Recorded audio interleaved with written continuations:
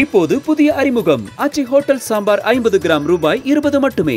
Holidays nale adu namma GT Holidays da. GT Holidays, South India's #1 travel brand. You know you are special when you're with GT Holidays.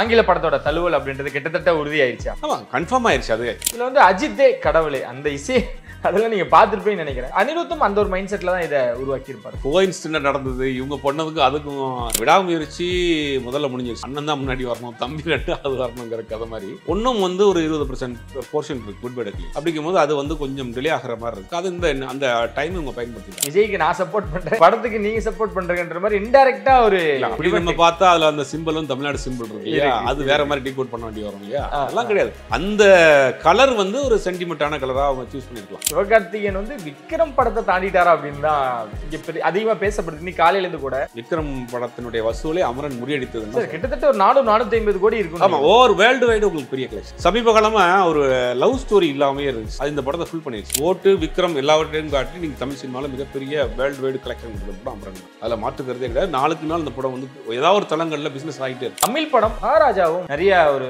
மாற்றத்தை ஏற்படுத்தியிருக்கு. எப்படி பாக்குறீங்க? சைனால பயங்கரமான ஒரு வசூல் வேட்டையெல்லாம் கேள்விப்படுறோம். 10,000 ஸ்கிரீன்ஸ், 40,000 ஷோ, பிரீமியர் ஷோ மட்டுமே 2 கோடி ரூபாய் கலெக்ஷன் ஆயிருக்கு. முக்கிய நிலையை உடனுக்குடன் குறிஞ்சது வேலை தெரிஞ்சுக்கல ஆதன் செயலியை டவுன்லோட் பண்ணுங்க. டிஸ்கிரிப்ஷன் லிங்க் இருக்கு. ஆதன் சினிமா நேரில் அனைவருக்கும் ஒரு பெரிய வணக்கம் அண்ட் வெல்கம் டு ஷோ. இன்னைக்கு நம்ம கூட சுபேர் அவர்கள் இணைஞ்சிருக்காங்க. வழக்கம் போல நிறைய விஷயங்கள் பேச போறோம். வணக்கம் சார். வணக்கம். எப்படி இருக்கீங்க? நல்லா இருக்கேன். ரொம்ப லேட் நைட்ல ஒரு அப்டேட் வருது, உடனே அந்த டீசரை பார்த்ததும் பயங்கரமா கொண்டாடுறாங்க. எப்படி இருந்துச்சு அந்த ஒரு எதிர்பார்ப்பு சார்? பூர்த்தி பண்ணியிருக்காங்களா? இல்லை, முதல்ல அந்த டீசர் வர்றதுக்கு உண்டான எதிர்பார்ப்பு இல்லை. அது முதல்ல அது ஃபேக்கா உண்மையா அப்படிங்கிற பல குழப்பங்கள் போச்சு. அதுக்கு ஒரு 11/8 அப்படின்னு ஏதோ ஒரு டைம் ஃபிக்ஸ் பண்ணியிருந்தாங்க. அந்த டயத்துக்கு ரிலீஸ் பண்ணிட்டாங்க. டீசரை பார்க்குறப்ப ஒரு இது வரைக்கும் ஒரு ஆக்ஷன் ஹீரோ, ஒரு மாஸ் ஹீரோ படத்துக்கு உண்டான ஒரு இன்ட்ரடக்ஷன் இருக்கும்ல, ஒரு கதை உடச்சிக்கிட்டு வருவார், தீப்புலேருந்து பறந்துக்கிட்டு வருவார், ஒரு ஓப்பனிங் பிஜிஎம் இருக்கும். அந்த மாதிரி எதுவுமே இல்லாமல் அப்படியே ஒரு சிங்கம் கிராஸ் பண்ணி போகிற மாதிரி சருன்னு போகிறாரு, இந்த பக்கம் வர்றாரு. அப்படிங்கும்போது அதுவே ஒரு புது அட்டம்ப்டாக இருக்குது. அதுக்கு முதல்ல பாராட்டணும். ஒரு மாஸ் ஹீரோ வச்சு ஒரு கதை ஓரியன்டாக ஒரு படம் பண்ணியிருக்கிறாரு. அந்த இதெல்லாம் இல்லாமல் அஜித்தை பொறுத்த வரைக்கும் டோட்டலாகவே வந்து இந்த படத்தில் வேறு ஒரு கெட்டப்பாக இருக்கட்டும், ஒரு பெர்ஃபார்மன்ஸ் வைஸாக இருக்கட்டும், எல்லாமே வேறு மாதிரி இருக்குது பார்க்குறதுக்கு. ஒரு பேச்சு எல்லாம் இருக்குது. லொக்கேஷன் ரொம்ப புதுசான ஒரு லொக்கேஷனாக இருக்குது. ஒரு இங்கிலீஷ் படம் பார்க்குற மாதிரி இருந்தது. அனிருத்து தான் கொஞ்சம் பெட்டராக பண்ணியிருக்கலாமோ அப்படின்னு ஒரு தோணல் இருந்துச்சு. ஏன்னா ஒரே ஒரு பீரியட் எடுத்து அப்படியே போஸ்ட் பண்ண மாதிரியே இருந்துச்சு, வேறு எதுவும் சேஞ்ச் ஓவர்ஸ் எதுவும் இல்லாமல். ஓவராலாக பார்க்குறப்ப ஒரு எதிர்பார்ப்பு உள்ள படமாக தான் டீசரை பார்க்குறப்ப இருக்குது. டீசரை பார்த்தோன்னே கதை என்னங்கிறது ஓரளவுக்கு நமக்கு கெஸ் பண்ணக்கூடிய அளவுக்கு தான் டீசர் இருக்கு. இந்த ஆங்கில படத்தோட தழுவல் அப்படின்றது கிட்டத்தட்ட உறுதியாயிருச்சா? ஆமாம், கன்ஃபார்ம் ஆயிடுச்சு. அது உறுதியாயிருச்சு கூட சொல்லலாம், கன்ஃபார்ம் ஆயிடுச்சு சொல்லலாம். பிரேக் டவுன் நம்ம ஏற்கனவே இதை பற்றி ஒரு 6 மாதத்துக்கு முன்னாடி பேசியிருந்தோம். பிரேக் டவுன் ஒரு படம் வந்து பாரமௌண்ட் பிக்சர்ஸ் 1997 வந்த படம் அது. ஆனால் அந்த படத்தை இவ்வளோ நாள் கழிச்சு கிட்டத்தட்ட ஒரு 25 வருஷம் கழிச்சு இப்போ ரைட்ஸ் வாங்கியிருக்கேன் அப்படின்ற மாதிரி கூட சொல்கிறாங்க. இப்போ அதை ஆனால் டீசர் பார்க்குறப்ப அந்த படம் தான் அப்படிங்கிறது நம்ம உறுதியாக சொல்லலாம். அது படம் வந்து யூடியூப்லேயும் கிடக்கு, மற்ற இடங்கள்லேயும் இருக்கும் படம். அந்த படம் தான் ஏறக்குறைய அந்த படம் தான் இருக்குது டீசர் பார்க்குறப்ப. மேக்கிங் எப்படி சார் இருந்துச்சு? எல்லாருமே ஃப்ரேம் பை ஃப்ரேமாக டீகோட் பண்ண ஆரம்பிச்சிட்டாங்க. இதுதான் மகிழ் திருமணி அவர்கள் எடுத்துக்கொண்ட நேரத்துக்கு உண்டான ஒரு வேலையாகவே எடுத்துக்கலாமா? நம்ம மேக்கிங் வந்து ரொம்ப சிம்பிளாக இருந்துச்சு. ஓகே, ரொம்ப மெனக்கெடுத்து graphics work, high speed shots, கார்களை பறக்க வர்றது அந்த மாதிரியான இல்லாமல் ஒரு லைவாக இருந்துச்சு. யதார்த்தத்தை நோக்கி, இப்போ யதார்த்த சினிமாவை நோக்கி போயிட்டு இருக்கு. அதை கரெக்டாக அந்த பல்ஸ் பிடிச்சி பண்ணியிருக்கிறாரோங்கிறது தான் தோணுது. ஓகே, ஒரு கதை வந்து ஒரு ட்ராவலிங் கதை, அது நடக்கக்கூடிய ஒரு இன்ஸ்டன்ட்டு, ஏன்னா எண்டில் என்ன நடக்குங்கிறத ரொம்ப மிகைப்படுத்தாமல், ரொம்ப ஒரு ஆக்ஷன் பிளாக்காக வச்சிடாமல் ஒரு யதார்த்தத்தோடு ஒட்டி போகிற மாதிரியான விஷயத்த சொல்லியிருக்கிறார். ஓகே, இதில் வந்து அஜித்தே கடவுளே அந்த இசை அதெல்லாம் நீங்கள் பார்த்துருப்பேன்னு நினைக்கிறேன். ஏன் சார் கம்பேர் பண்ணுறாங்க? அனிருத்தும் அந்த ஒரு மைண்ட் செட்டில் தான் இதை உருவாக்கியிருப்பார். இல்லை, அது கோயின்சிடென்ட் நடந்தது, இவங்க பண்ணதுக்கு அதுக்கும் அஜித் அனிருத் அதை வச்சு அப்படி இருக்க போகிறாரு, அதெல்லாம் கிடையாது. அது கோயின்சிடென்ட்டாக அவங்க பேசினதும் இந்த மியூசிக் ஒன்றா வந்திருக்கு, அந்த கொத்துப்பரடா சவுண்டை இது மிக்ஸ் ஆகிருக்கு அப்படிங்கிற மாதிரி இவங்க போடுறாங்க. ஒரு மியூசிக் டேரக்டராக இருக்கிறது அதை மாதிரிலாம் யோசிச்சிருக்க மாட்டார். ஒரு ப்ராடக்ட் நல்லா வரணும் தான் நான் பண்ணுவார். பட் அனிருத்தை பொறுத்த வரைக்கும் இன்னும் கொஞ்சம் பெட்டராக பண்ணியிருக்கலாம். அந்த மியூசிக்ங்கிறது வந்து இன்னும் கொஞ்சம் ஒரு அராப் ஸ்டைலில் ஒரு ட்ராக் மட்டும் எடுத்து போட்டிருக்காரு, அது இன்னும் கொஞ்சம் பெட்டராக பண்ணியிருக்கலாம். மேபி பிஜிஎம் சாங் இந்த மாதிரி விஷயத்தில் கொஞ்சம் கான்சன்ட்ரேட் பண்ணியிருக்கலாம். தொடர்ந்து பொங்கல் என்னோட தான் அப்படின்ட்டு வருஷம் அது வந்து அழுத்தமாக தெரிவிச்சுக்கிட்டு இருக்காரு அஜித் அவர்கள். இந்த வருஷமும் பொங்கலுக்கு வரப்போறாரு. ஆனால் குட் பேட் அக்லி அவ்வளோ தூரம் அவங்க தீவிரமாகவும் இருந்தாங்க, முன்னறிவிப்போட வந்தாங்க. எதனால சார் அவங்க பின் வாங்குறாங்க? விடாமுயற்சி உள்ளவர் இல்லை, விடாமுயற்சி முதல்ல முடிஞ்சிருச்சு. அண்ணன் தான் முன்னாடி வரணும், தம்பி 2வது வரணுங்கிற கதை மாதிரி இன்னும் வந்து ஒரு 20% போர்ஷன் இருக்குது குட் பை அக்லியில். அதுக்கு பிறகு போஸ்ட் ப்ரொடக்ஷன் இருக்குது, அதுக்கு பிறகு மற்ற ப்ரொமோஷன்ஸ் வேலை இருக்குது. அப்படிங்கும் போது அது வந்து கொஞ்சம் டிலே ஆகிற மாதிரி இருக்குது. அது அந்த டைம் இவங்க பயன்படுத்திட்டாங்க அவ்வளோ. இதில் டிஎஸ்பியும் ஒரு காரணமோ, இந்த தள்ளி போகிறதுக்கு முக்கியமான காரணம் டிஎஸ்பியும் அப்படின்னு சொல்கிறாங்க. ஆமாம், அதுவும் ஒரு காரணம் தான். ஏன்னா முதல்ல டிஎஸ்பி தான் ஃபிக்ஸ் பண்ணியிருந்தாங்க, இப்போ ஜிவி உள்ளே வந்திருக்காரு. அப்படிங்கும்போது நீ ஃப்ரெஷ்ஷாக ஆரம்பிக்கணும்ல, ஏலேருந்து ஆரம்பிக்கணும், சாங் புதுசாக போடணும், ரீ ரெக்கார்டிங் போடணும், மற்ற விஷயங்கள்லாம் இருக்குது. அப்படிங்கும்போது ஒரு டைம் எடுத்துக்கலாம், கொஞ்சம் ரிலாக்ஸாக பண்ணலாம் அப்படின்னு. இந்த படம் விடாமுயற்சிக்குமே அனிருத் போட்டதில் அனிருத்னால கொஞ்சம் சாங் கொடுக்கறது டிலே ஆச்சு. அப்புறம் அந்த படத்தில் வேற சிக்கலாக இருந்துடக்கூடாதுன்றதுக்காக தான் இம்மீடியட்டாக வேற ஒரு மியூசிக் டைரக்டர் மாற்றிருக்காங்க. ஓகே. ஸோ இந்த விடாமுயற்சியாக இருக்கட்டும், குட் பேட் அக்லியாக இருக்கட்டும், அஜித் அவர்கள் அதை பெரிய பொருட்டாக எடுத்துக்காத மாதிரி இருந்தது. ஆனால் அவர் தான் உள்ளே பூந்து நீங்கள் கொஞ்சம் தள்ளி வாங்க, இவங்க முன்னாடி வரட்டுன்னு பேசி முடிச்சதாகவும் நிறைய தகவல்கள். இல்லை, அதில் தலையிடவே மாட்டார். அவர் நடித்த ஷூட்டிங் பேக்கப் ஆனதோட சரி, நீங்கள் என்னைக்கு வேணாலும் ரிலீஸ் பண்ணுங்கள், எந்த டேட் வேணாலும் பண்ணுங்க, அது ப்ரொடியூசருடைய சாய்ஸ் கொடுத்துருவார். அதில் எந்த விதமான இன்டர்ஃபியர், கதை கேட்பார், ஃபிக்ஸ் பண்ணுவார், டேட் கொடுப்பாரு, நீங்கள் கொடுக்குற காட்சிகள் நடிச்சுட்டு வந்துடுவார். மற்ற ஆர்டிஸ்ட் மாதிரி பெரிய ஹீரோக்கெல்லாம் எல்லாத்துலையும் இன்வால்வ் ஆவாங்க. அஜித்தை பொறுத்த வரைக்கும் 1% கூட இன்வால்வ் ஆக மாட்டேன். ஓகே. சப்போஸ் இந்த படம் வந்து விடாமுயற்சி டேட் வந்து போன வருஷம் 2023 பிப்ரவரியோட ஒரு டேட் முடிஞ்சு போச்சு. ஒரு அதுக்கு பிறகு அவங்க டேட்டு கேட்டு கேட்டு கேட்டு கேட்டு இப்போ லாஸ்ட்டாக ஒரு 15 நாள் கொடுத்துருக்காங்க. அதை பண்ண போகிறாங்க தாய்லாந்தில். அது முடிச்ச பிறகு தான் படமே வரப்போகுது. அப்போ வந்து இந்த படத்துக்கு தான் அவருடைய ரூல்ஸ் அண்ட் ரெகுலேஷனை நிறையா உடச்சி பண்ணியிருக்காருன்னு நினைக்கிறேன். ஏன்னா அது வரைக்கும் பார்த்தீங்கன்னா ஒரு படம் முடிச்சுட்டு அடுத்த படத்துக்கு போவார். 2வது படத்துக்கு உடனே பண்ண மாட்டார். 2-3 படம் சேம் டைமில் பண்ணவே மாட்டார் அஜித். ஒரு படத்துக்கு கமிட் ஆகிட்டோமா, அந்த படத்துக்கு சின்சியராக வேலை பார்த்துட்டு முடிச்சு ப்ரொடியூசர் கொடுத்து வந்துடுவார். அந்த ப்ரொடியூசர் எப்போ வேணாலும் ரிலீஸ் பண்ணுங்கள், என்ன வேணாலும் பண்ணுங்கள், எங்கே வேணாலும் விற்றுக்குங்க அப்படின்றதுல எதுலேயுமே அவர் தலையிட மாட்டார். இந்த படத்துலையும் அது மாதிரி தான். ஆனால் இது கூட விடாமுயற்சியை பொறுத்த வரைக்கும் சில சுச்சுவேஷன் அமைஞ்சு போச்சு. அவங்க போனாங்க, அங்கே ஷூட் பண்ண முடியல, அப்புறம் ஃபினான்ஷியலாக அவங்களுக்கு சில சிக்கல், ஸ்ட்ரக்கு அப்படிங்கிறது பல விஷயங்கள் அவங்களுக்கு வந்தனால இந்த படத்துக்கு அஜித்தே இறங்கி போய் டேட் அதிகமாக கொடுத்து படத்தை முடிங்க அப்படின்னு முடிச்சுட்டு இருக்காரு. கீழே அவ்வளோ கமெண்ட்ஸ் வந்துருது சார். குறிப்பாக அதில் விஜய் ரசிகர்கள் தான் அதிகமாக கொண்டாடிக்கிட்டு இருக்க மாதிரி தோணுது. என்ன சார் திடீர் இந்த மாற்றம்? இல்லை, இந்த மாநாடு நடந்துச்சு இல்லையா, மாநாடுல விஜய் ரசிகர் அஜித் ரசிகர்கள் சில பேர் கலந்துக்கிட்டாங்க, சில இடங்களில் பேனர் வச்சாங்கிற மாதிரி அவங்களுக்குள்ள ஒரு நல்ல ஒரு அண்டர்ஸ்டாண்டிங் வந்துருச்சு. இப்போ அதனால இந்த படத்தையும் அவங்களும் எதிர்பார்க்குறாங்க. இப்போ அதனால தான் அந்த கமெண்ட்ஸ். ஆமாம், மாநாட்டு வேலைகளில் மாநாட்டு விஷயங்களில் அஜித் ரசிகர்கள் உள்ளே போனாங்க, என்ன நடந்துச்சுன்னு நம்ம பார்த்தோம். அஜித் அகாடமியில் கற்றுனாங்க. அப்படிங்கும்போது விஜய் அரசியலுக்கு வருகிறதை அஜித் ஆதரிக்கிறார், ஏற்றுக்கிட்டார், அஜித் ரசிகர்கள் ஏற்றுக்கிட்டாங்க அப்படின்னு அவங்க நினைக்கிறாங்க.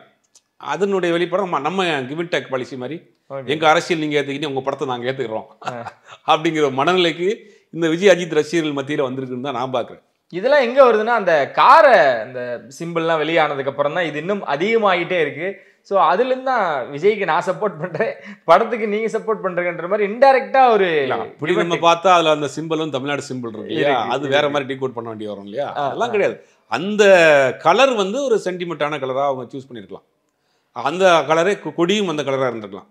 ரெண்டும் ஒரு கோஇன்சிடென்ட்டாக நடந்த சம்பவமாக இருக்கும். மற்றபடி அஜித் வந்து அந்த மாதிரியான விஷயங்கள் தலையிட, அரசியல் சம்பந்தப்பட்ட விஷயத்துல தலையிட மாட்டார் சார். அப்போ அஜித் அவர்கள் அந்த விஷயம், ஏன்னா அது வந்ததுக்கு அப்புறம் அஜித் ஆதரிக்கிறாரு, தமிழக வெற்றி கழகத்தை ஆதரிக்கிறாரு, அதான் அந்த கொடியின் நிறத்தை வந்து இந்த காரில் பதிவிட்டு இருக்காரு.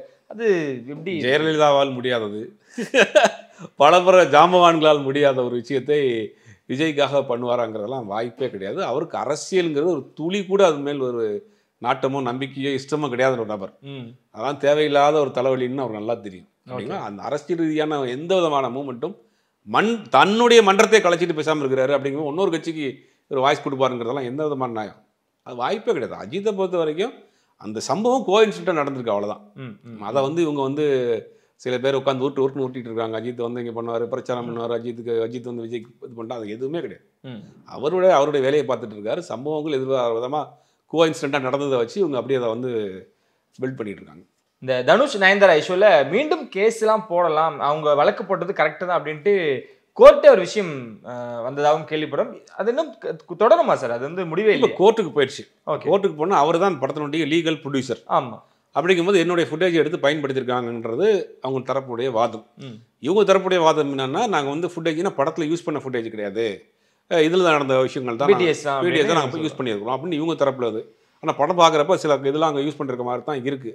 அப்படிங்கும்போது வழக்கு வந்து இப்போ கோர்ட்டுக்கு போயிடுச்சு. கேஸ் கோர்ட்டுக்கு போன பிறகு கோர்ட்டில் அவங்க பண்ணுவாங்க. தனுஷ் தரப்புல தான் நியாயமாக இருக்கும், நியாயம் நிற்கும். எவிடன்ஸ் வந்து தனுஷ் தரப்பு, ஏன்னா தனுஷ் தான் அந்த படத்துடைய ப்ரொடியூசர்.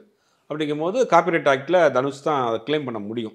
இது தனுஷ் நயன்தாரா இது விக்னேஷ் சிவனுக்கு ஒரு சிக்கல் தான். இது நெட்ஃப்ளிக்ஸ் கட்டணுமா சார் இல்லை இவங்க தரப்புல கட்டணுமா? அந்த 10 கோடி அப்படின்றது இப்போ கிட்டத்தட்ட கோர்ட் வந்து தீர்ப்பு வழங்குது அப்படின்னா இது நயன்தாரா தரப்புல கட்டுவாங்களா இல்லை நெட்ஃப்ளிக்ஸ் கட்டுவோம்? இப்போ இவர் வந்து நயன்தாராக்கு தானே கொடுத்துருக்காரு நோட்டீஸ். இவங்க தான் அந்த நெட்ஃப்ளிக்ஸ் வந்து வாங்கியிருக்கிறாங்க. அதை ப்ரொடக்ஷன் பண்ணது யாருன்னா இவங்க தான் பண்ணியிருக்காங்க. அப்படிங்கும்போது இவர் தான் நோட்டீஸ் அனுப்பிச்சிருக்காரு. தனுஷ் வந்து இவங்களுக்கு தான் நோட்டீஸ், நெட்ஃப்ளிக்ஸ் அனுப்பலையே. அப்போ இவங்க தான் கட்டணும், இவங்க தான் கிளைம் பண்ணணும். ஓகே, இன்னும் அங்கேருந்து எந்த ஒரு ஸ்டேட்மெண்ட்டும் வராத வரைக்கும் நல்லது அப்படின்னு தான் எடுத்துக்கணும் போல. ஏன்னா இந்நேரம் அங்கே தரப்புலேருந்து ஏதாவது வந்திருக்கும். ஏன்னா எல்லா ப்ரொடியூசருக்கும் நன்றி தெரிவித்த நயன்தாரா அவர்கள் அடுத்த திருமணத்திலையும் சந்திக்கிறாங்க. ஆனால் இன்ன வரைக்கும் எதுவும் வரல. ஆனால் கோர்ட் தீர்ப்புக்கு அப்புறம் இல்லை, கோர்ட்டு கேஸ் நடக்கும். கேஸ் நடந்தால் தனுஷ் தரப்பில் தான் தீர்ப்பு வரும். ஏன்னா அவர் தான் லீகல் ப்ரொடியூசர். எல்லா விதமான சட்ட உரிமைகளும் தனுஷ்க்கு தான் இருக்குது. அப்படிங்கும்போது அவங்களுக்கு தனுஷுக்கு சாதகமாகவும் நயன்தாராவுக்கு பாதகமாகவும் தான் தீர்ப்பு வரும். அப்படிங்க வரும்போது அதுக்கு இடையில இவங்க ஏதாவது ஒரு மியூச்சுவலாக பேசுறதுக்கு வாய்ப்பு இருக்குது. ஏன்னா கோர்ட்டில் அவ்வளோ தூரம் கேஸை வந்து விட மாட்டாங்க. இடையில ஏதாவது மியூச்சுவலாக அவங்களுக்குள்ளே பேசி முடிச்சுக்கிறதுக்கு தான் வாய்ப்பு இருக்குது. ஓகே, அமரன் சிவகார்த்திகேயன், அமரனுக்கு அப்புறம் அமருக்கு முன்னாடி அப்படி தான் பிரிக்கணும் போல. கிராஃப் எப்படி சார் பார்க்கறது? இனி போகிற ப்ரொடியூசர்ஸாக இருக்கட்டும், இயக்குநர்களாக இருக்கட்டும், என்ன நடக்க போகுது சிவகார்த்திகேயனோட இந்த சக்ஸஸ் என்னெல்லாம் மாற்ற? ஒரு மிகப்பெரிய ஒரு வெற்றி தமிழ் சினிமாவில் சமீப காலமாக மிகப்பெரிய ஒரு கலெக்ஷன் கொடுத்த ஒரு படம். வெற்றி கலெக்ஷன் ஒரே படம் வந்து சிவகார்த்திகேயன் எங்கேயோ தூக்கி உட்கார வச்சிருச்சு. அப்படிங்கும்போது நீங்கள் பெரிய இடத்துல இருக்கிறாரு, பெரிய சம்பளமும் கேட்குறாரு. அது வந்து எல்லா நடிகர்களும் பண்ணக்கூடிய விஷயம் தான். ஓகே, முன்னாடி நடந்த படம் 2 படம் சரியாக போகல. அப்படிங்கும்போது இது ஒரு பெரிய தேட்டருக்கெல்லாம் ஹிட்டு, பெரிய கலெக்ஷன் கொடுத்துருக்கு. வேர்ல்டு வைடு பெரிய கலெக்ஷனு. விக்ரம் வசூலாக இந்த படம் முறியடிச்சிருச்சு அப்படிங்கிற தகவலாம் வந்துட்டு இருக்கு. அப்படிங்கும்போது ஒரு பெரிய சம்பளம் கேட்பாரு. அதுக்கு தகுந்த மாதிரி தான் லைனப்பும் வச்சிருக்காரு. பார்த்தீங்கன்னா இப்போ சுத்தா கொங்கரா படமாக இருக்கட்டும், யாரு முருகாஸ் படமாக இருக்கட்டும், இந்த சிபி சக்கரவர்த்தி படமாக ஒரு பெரிய ஒரு லைனப் வச்சிருக்காரு அவர். சம்பளம் பெரிய சம்பளம் கேட்பாரு. ஓகே, இல்லை சார் நீங்கள் சொன்ன மாதிரி எடுத்துக்கிட்டோன்னா சிவகார்த்திகேயன் வந்து விக்ரம் படத்தை தாண்டிட்டாரா அப்படின்னு தான் இங்கே அதிகமாக பேசப்படுது. இன்னைக்கு காலையிலேருந்து கூட விக்ரம் படத்தை தாண்டினா படத்தை தாண்டல, வசூலை அதான் விக்ரம் வசூலை தாண்டிடுச்சு. விக்ரம் படத்தினுடைய வசூலை அமரன் முறியடித்தது கிட்டத்தட்ட ஒரு 450 கோடி இருக்கும். ஆமா, ஓவர் வேர்ல்டு வைடு உங்களுக்கு பெரிய collection. Okay, world wide Amaran படத்துக்கு பெரிய கலெக்ஷன். அது வந்து சமீப காலமாக ஒரு லவ் ஸ்டோரி இல்லாமே இருந்துச்சு. அது இந்த படத்தை ஃபுல் பண்ணிடுச்சு. ஒரு மாதிரி எமோஷனல் டச்சான ஒரு லவ் ஸ்டோரி இல்லை, ரொம்ப நாள் ஆச்சு. பூரா அந்த ஆக்ஷனை அந்த மாதிரி பிளாக் ஓரியன்ட் படமாக இருந்தால், இந்த படம் வந்து ஒரு மிலிட்ரியோ பேஸ்ட் படமாக இருந்தால் கூட மேஜராக வந்து ஒரு லவ் ஸ்டோரி படம். ஆமாம் ஆமாம், ஒரு எமோஷனல் டச் உள்ள படம். அந்த படம் ரொம்ப நாள் ஆச்சு அந்த மாதிரி படம். அது பெருசாக படம் வந்து கிளிக் ஆயிடுச்சு. சரி, அப்படிலாம் பார்த்தா கோட்டுமே அந்த நம்பர்ஸில் தான் சார் சொன்னாங்க. அப்போது கிட்டத்தட்ட அதையும் மிஞ்சிருச்சோ. கோட்டு விக்ரம் எல்லாவற்றையும் காட்டி நீங்கள் தமிழ் சினிமாவில் மிகப்பெரிய வேர்ல்டு வைடு கலெக்ஷன் கொடுத்த படம் அமரன் தான். ஓகே, அதில் மாற்றுக்கிறதே கிடையாது. நாளுக்கு நாள் இந்த படம் வந்து ஏதாவது ஒரு தளங்களில் பிஸ்னஸ் ஆகிட்டே இருக்கு. இப்போ பெரிய வசூல், அதாவது விக்ரம் படத்தை விட கோட் விக்ரம் விட பெரிய அளவில் கலெக்ஷன்றதுல மாற்றுக்கிறது. துப்பாக்கி கொடுத்து கரெக்டு தான், கரெக்டான இடத்துல தான் ஒப்படைச்சிருக்காரு. துப்பாக்கி இவர் எப்படி இனிமேல் பயன்படுத்துறாரு தான் அப்படிதான் கொடுத்துருக்கிறாரு. அடுத்தடுத்த துப்பாக்கி சத்தமாக வெடிக்குதா அப்படிங்கிறதெல்லாம் ஒரு வெற்றியை மட்டும் வச்சு ஒருத்தரை வந்து தீர்மானிச்சிட முடியாது இல்லையா? தொடர் வெற்றி தான் நீங்கள் அந்த துப்பாக்கியை தக்க வச்சுக்கிறாராங்கிறது தெரியும். தமிழ் படம் உலக அரங்கில் வந்து நிறைய பேசும் பொருள விவாதமாகவும் நிறைய ஆயிருக்கு. அந்த மாதிரி மகாராஜாவும் நிறைய ஒரு மாற்றத்தை ஏற்படுத்தியிருக்கு. எப்படி பார்க்குறீங்க? சைனாவில் பயங்கரமான ஒரு வசூல் வேட்டையெல்லாம் கேள்விப்படுறோம். 10,000 தியேட்டர்ஸு, 10,000 ஸ்க்ரீன்ஸு, 40,000 ஷோ. ஓகே, அதெல்லாம் எதிர்பார்க்க நம்பர் நினைச்சாலும் தலை சுற்றுது. ப்ரீமியர் ஷோ மட்டுமே 2 கோடி ரூபாய் கலெக்ஷனாக இருக்குது. 29ஆம் தேதி வெள்ளிக்கிழமை படம் ரிலீஸ் ஆகி இப்போ வரைக்கும் 30 கோடி ரூபா வரைக்கும் கலெக்ஷனாக இருக்குது படம். 3 நாளில் 30 கோடி ரூபா படம் கலெக்ஷனாக இருக்குது. அவங்களுடைய டார்கெட் வந்து ஒரு 100 கோடிக்கு மேலே, அப்படி நெட் கிராஸ் 100 கோடிக்கு மேலே 700 கோடி ரூபான்றாங்க. ஆக்சுவலாக 100 கோடிக்கு மேலே 100 to 700, 400, 450, 500, 100 கோடிங்கிறது அந்த இந்த 2 நாளில் கிராஸ் ஆயிரும். 700 கோடி வரைக்கும் போகுங்கிறது ஒரு ஜட்ஜ்மெண்ட். அது 700 கோடிக்குள்ள 400, 300 அப்படிங்கிற மாதிரி போகும். பெரிய லெவலில் அந்த படம் வந்து எந்திரன் 2.0 தான் பெரிய பிக்கஸ்ட் கலெக்ஷன் சைனா. அதுக்கு அடுத்த படம் இந்த படம். அதை காட்டிலும் ஓவரான கலெக்ஷன் கொடுக்கக்கூடிய படமாக இருக்குது. ஒரு சைனா பீப்புள்ஸை பொறுத்த வரைக்கும் எப்பவுமே அவங்க இந்த மாதிரி ஒரு மாதிரி ஃபேமிலி அட்டாச்டு ஓரியன்ட் பீப்புள் அவங்க. ஓகே, இப்போ எங்கே போனாலும் குடும்பமாக இருப்பாங்க. ரொம்ப ஒரு சென்டிமெண்ட்டான ஆள்.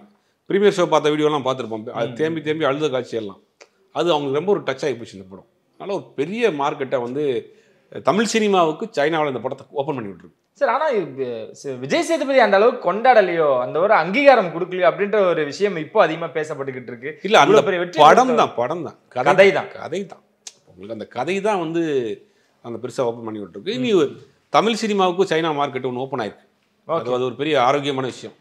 அது நமக்கு அடுத்த வரக்கூடிய காலங்கள்லாம் அந்த படங்கள் எப்படி இருக்குங்கிறத பார்க்கணும். சார் தொடர்ந்து நிறைய விஷயங்கள் பேசுவோம் சார். ரொம்ப நன்றி சார். நிச்சயம் உங்களை சந்திப்பு வந்து எடுப்பேன். நன்றி, வணக்கம்.